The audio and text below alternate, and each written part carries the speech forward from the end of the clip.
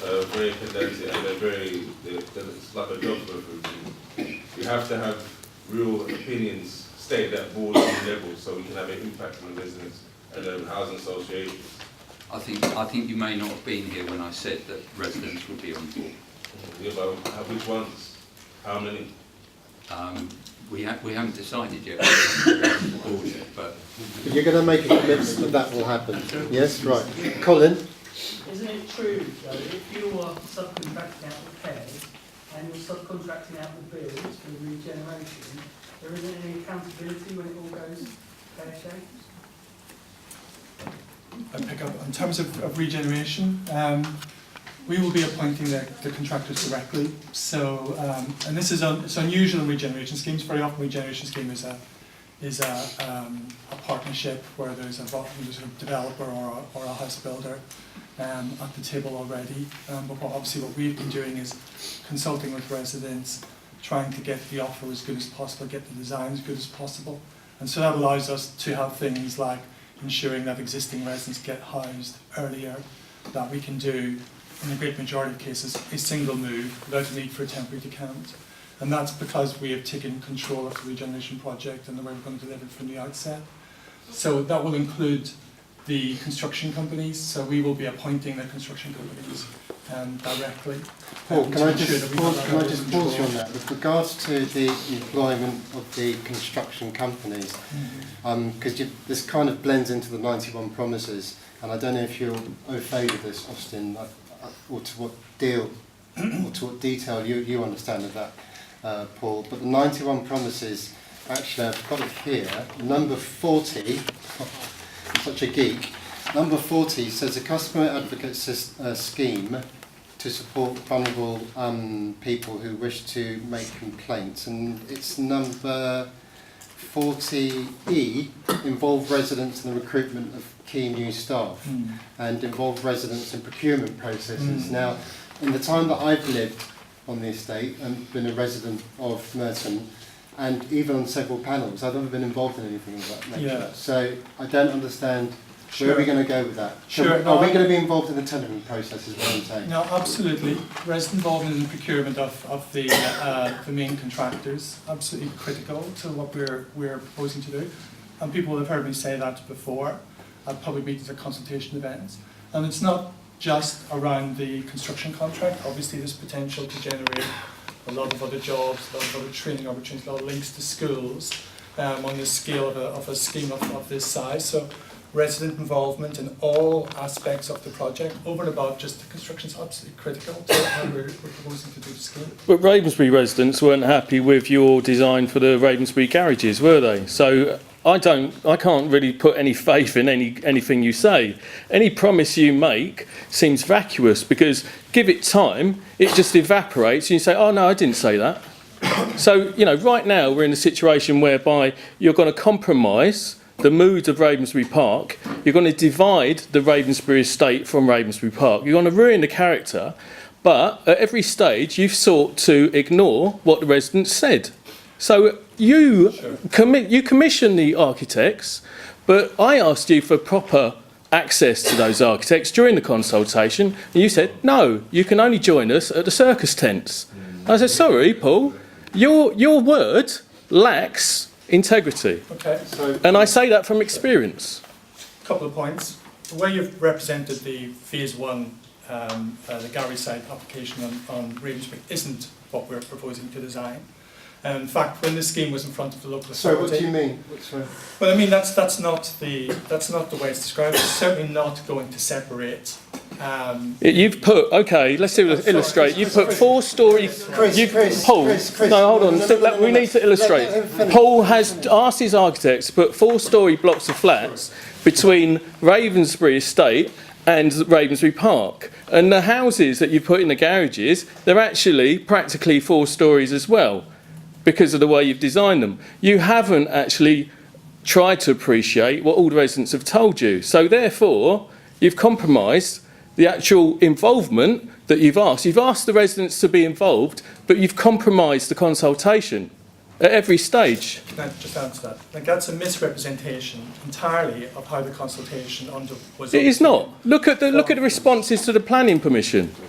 The planning application was unanimously approved at the local authority. It went before the independent design review panel, where it got solid green lights, which basically is the highest level of support that can be achieved. You got 51 objections. You got Sure, 3 in again, favour. And it's not unusual to have objections. It is very unusual to have 51 against and 3 in favour. Planning Unfortunately, application that was- yes, it's a common feature of planning. Planning applications. 51 against. But the point is, the regen is supposed to be directed by the residents. If the residents aren't, But it's not directing the directed by regen, those who shout the loudest. It's about consulting. you have to Right, look, okay, Austin. You but that's obviously, it, but that's Austin. it. You're from Chris. Savills. Savills write the reports Not for from Circle Savills, Housing. I'm from the Chris. Clarion Housing. You've got private sector experience in Savills. Chris. So what he's illustrating is basically, or vocalising, is basically how I have felt as well.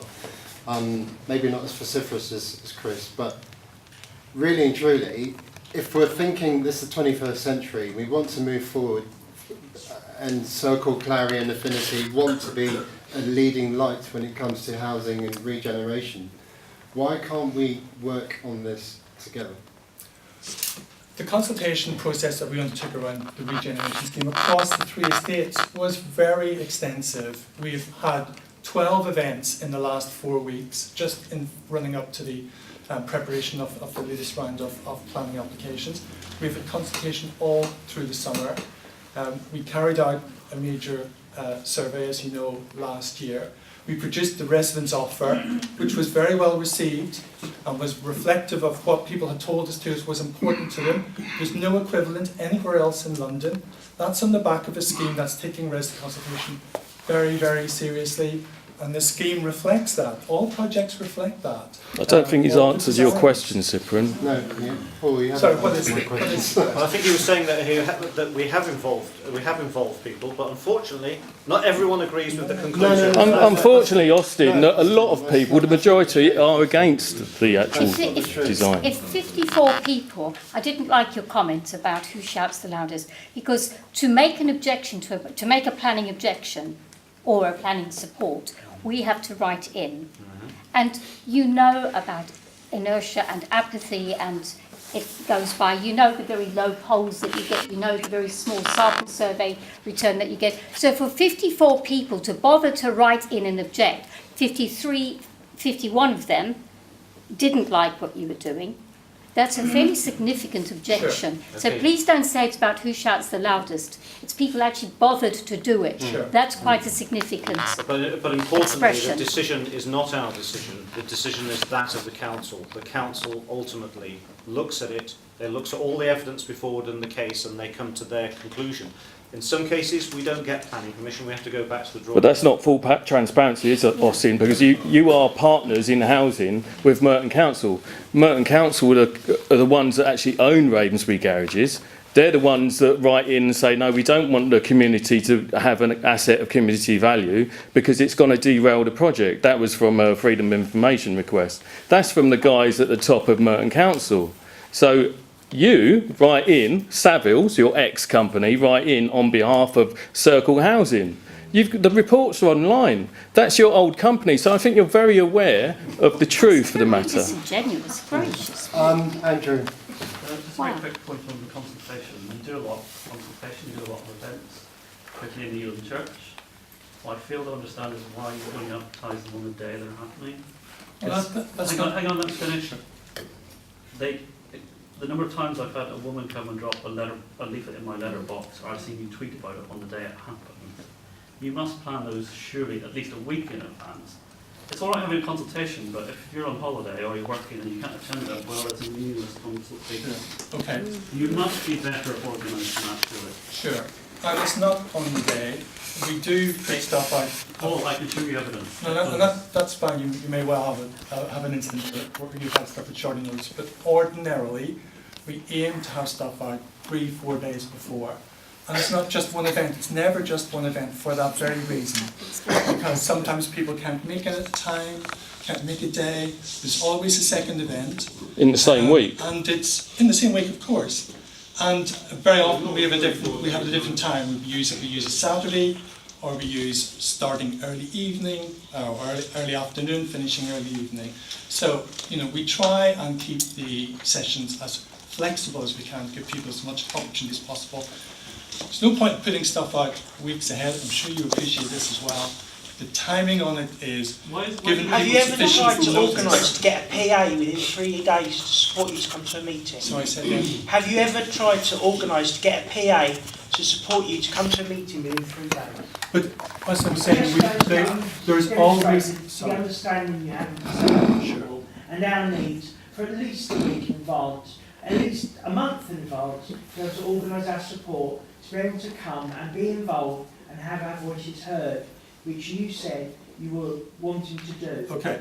You're just another example of the barriers that disabled people face. We'd really like to help you, we'd really like to be part of the process and help make a positive change for our communities, but we're not being enabled to for those exact barriers that are demonstrated. Sure. Can I just Yes, very quick? yes. I think that is a valid criticism, and I'd be very interested to talk to you outside the meeting. It's a valid criticism.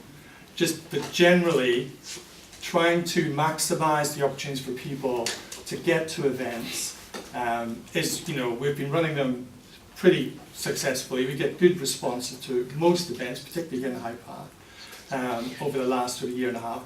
That's not to say we can't do better, and I think that's a very valid point. Jamie, you had a question earlier. What question is that? I don't know, but you were raising your hand. I'm mindful. I might. Very good questions, man. We've only had like 20 minutes on regen. I understand the nature of like repairs superseded all that. I mean, it's going to end. I mean, really, honestly, I'm sure there's a lot of things people want to talk about. I was away working. I came back, put on the 10 o'clock news, and all the rubbish we were circled, and everything like that's been hitting 10 o'clock news. I mean, Jesus, that's pretty bad. I'm quite